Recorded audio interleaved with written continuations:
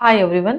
आज के इस वीडियो में हम बात करेंगे कि जो कॉन्ट्रा पिल होती है 5 गोली वाला पत्ता, उसका उपयोग कब किया जाता है और कैसे किया जाता है, इसी के बारे में वीडियो में विस्तार से जानेंगे, तो वीडियो को पूरा देखें।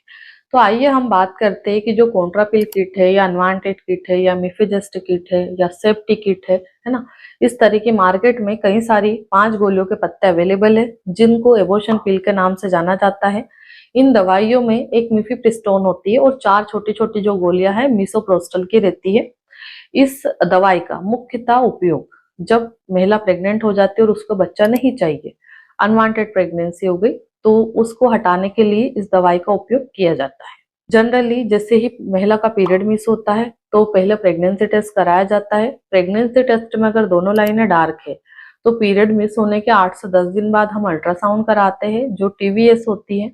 अल्ट्रासाउंड में ये देखा जाता है कि जो प्रेगनेंसी है वो यूट्रस में ही है ना, और जो बच्चा है क्या सिंगल है या ट्विन प्रेगनेंसी है। तो अगर सिंगल प्रेगनेंसी है यानी कि एक बच्चा है तो ही ये दवाई दे सकते हैं। मान लो अगर किसी को ट्विन प्रेगनेंसी आ रही है, ट्रिपल प्रेगनेंसी है, एक से अधिक बच्चे आपको डायग्नोस हो रहे हैं, तो फिर ये दवाई नहीं दी जाती है। अगर ऐसे में आपको प्रेगनेंसी नहीं चाहिए तो फिर यहाँ पे आपको सफाई करवानी पड़ती है, क्योंकि एक से ज्यादा अगर प्रेगनेंसी है तो उस केस में अनवांटेड किट या कॉन्ट्रा पिल किट काम नहीं करती है।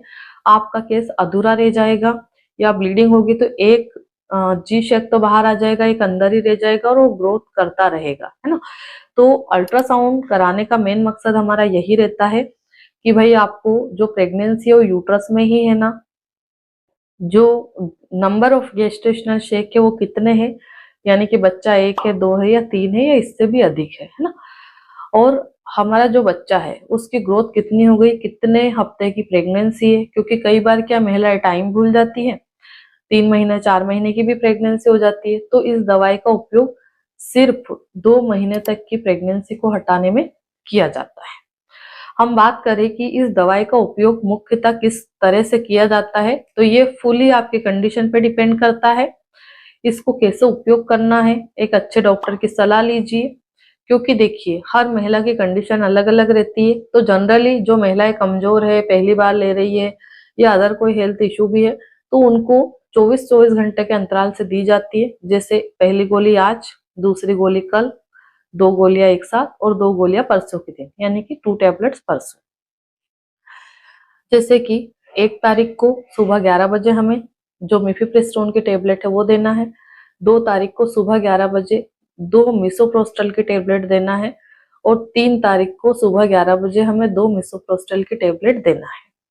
सभी दिन हमें 2 घंटे पहले नाश्ता कर लेना है, यानी कि ब्रेकफास्ट कर लेना है, बिल्कुल खाली पेट नहीं लेना है। पहली जो टेबलेट रहती है मिफिप्रिस्टोन की, उसको पानी के साथ खाया जाता है। जो अगली 2 टेबलेट है मिसोप्रोस्टल की, उनको मुंह में जीभ के नीचे रख के चूसा जाता है। जो महिलाएं नहीं चूस सकती उनको पानी के साथ भी खिलाया जा सकता है। महिला का पीरियड कब चालू होता है, तो जिस दिन आप दूसरे दिन की दवाई लेंगे, दूसरे तीसरे दिन की, तब आपके पीरियड चालू हो जाएंगे। हमें कोर्स कंप्लीट करना रहता है। ऐसा नहीं कि हमें पहली टेबलेट से पीरियड आ गया तो अब हम आगे की काय को खाएं, ऐसा नहीं करना है।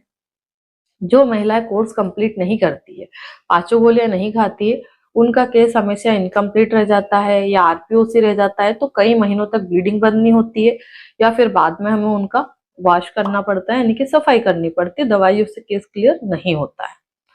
अब हम बात करें कि कॉन्ट्रा पिल किट खाने के कितने दिन तक आपको पीरियड चल सकते हैं, तो 5 से 7 दिन 8 दिन तक चल सकते हैं, जो कि नॉर्मल है। अगर 10 दिन 11 दिन हो गए ब्लीडिंग बंद नहीं हो रही, तो फिर बंद करने का ट्रीटमेंट आप ले सकते हैं। यहाँ पे दूसरा जो सवाल रहता है महिला का, ये रहता है कि मैडम दवाई खाने के कितने दिन बाद मुझे प्रेगनेंसी टेस्ट करना चाहिए।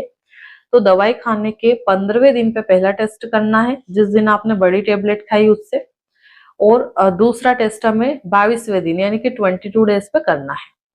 जब आप 15वें दिन पे करेंगे तो एक लाइन तो डार्क दूसरी लाइट आएगी।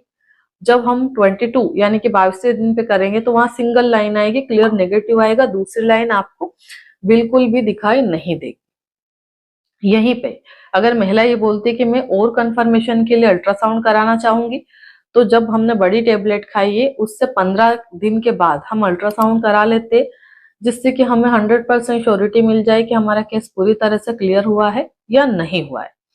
यहाँ पे कई बार महिला डॉक्टर को कुछ भी नहीं बताती है, तो जब भी आप अल्ट्रासाउंड कराने जाए, स्कैनिंग कराने जाए, तो डॉक्टर को आप बोलिए, रेडियोलॉजिस्ट जो रहते हैं, कि सर मैंने एब्रोशन पिल खाई थी, मुझे इतने दिन ब्लीडिंग हुई और अब मैं यही जानना चाहती हूँ कि मेरा केस पूरी तरह से क्लियर हुआ है कि नहीं हुआ है।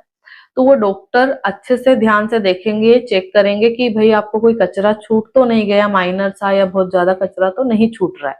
क्योंकि कई बार पेशेंट काउंसलिंग के लिए आते हैं और जब हम उनसे पूछते हैं कि आपने डॉक्टर को बताया था, रेडियोलॉजिस्ट को, कि आपने दवाई खाई है, पेशेंट क्या बोलता है, नहीं हमने तो नहीं बताया, बस ऐसे करा के आ गए हम तो उसमें रिपोर्ट गलत आ जाती।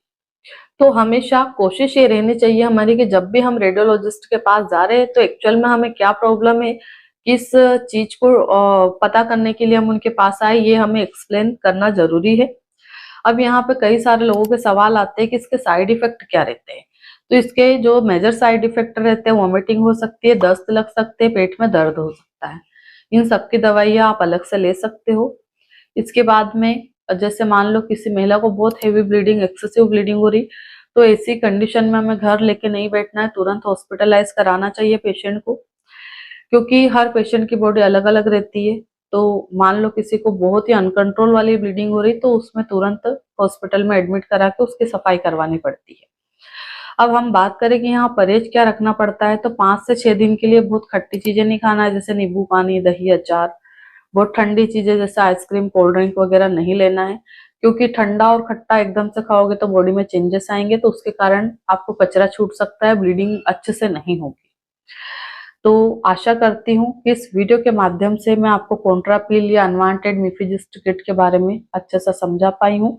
इससे रिलेटेड अगर आपके कोई सवाल रहे तो कमेंट्स करके आप मुझसे पूछ सकते हैं। धन्यवाद।